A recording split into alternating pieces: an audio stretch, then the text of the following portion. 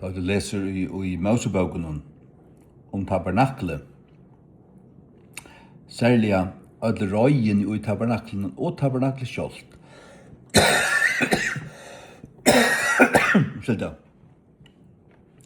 Så det således i King James at tingene jo egentlig kvart i kinn, men det har vært blandet kaltkinn på i kvart anna.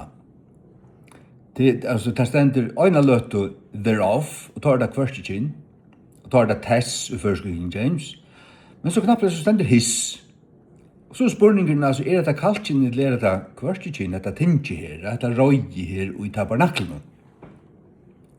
Og tabernaklet det te, eller det han. Og så det. Altar det te, eller det han. Det beie. King James Bibelen var tøyt i en tøy her som jeg vet ikke hvordan grammatiske reglene har vært. Altså det flautande kanskje, eller det vil løft å gjøre det her. Sjån det det ikke grammatisk rett, men at det er bibelsk rett. Så hver tabernaklet?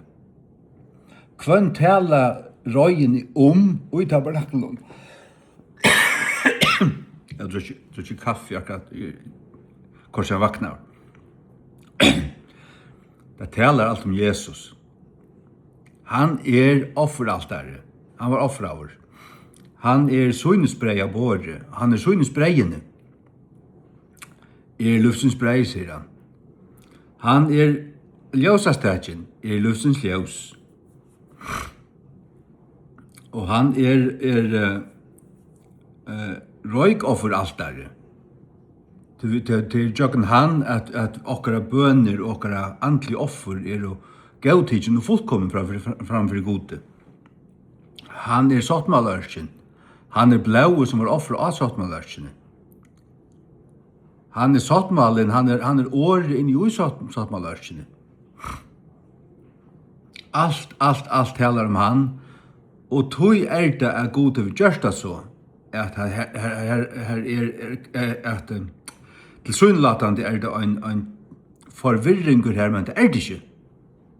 Det tilvita, og jeg tror at det void til, og har vi hørt, talar også om tabernakler, rettelig negv,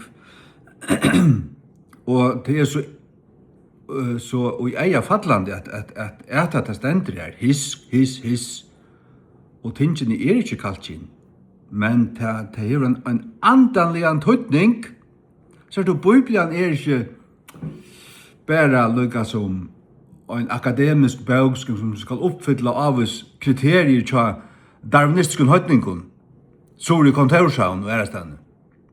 Og det Guds bøk, og hvis det ikke vir henne som til å bodja seg for henne, så kunne det halda skarpan munn, slippa seg vekk. Halda skarpan munn. Det var ikke å si, og det var ikke spurt rett en gang. Det var ikke å si. Og så vet jeg slukt folk, og tryggvande folk som lustet etter slukt mannen, akademisk toshøyden.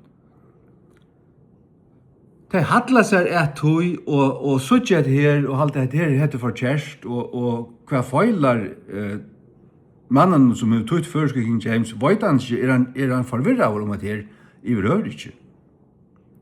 Fullt medvitt av om at det. Øysene til at det kvart om anna, og ta i det stendur i kaltkjenningsknappljane, ta skal du få veddelførende finnes det vita fra meg at ta vittna da, ta var du mynter om at tinge talar om Krist.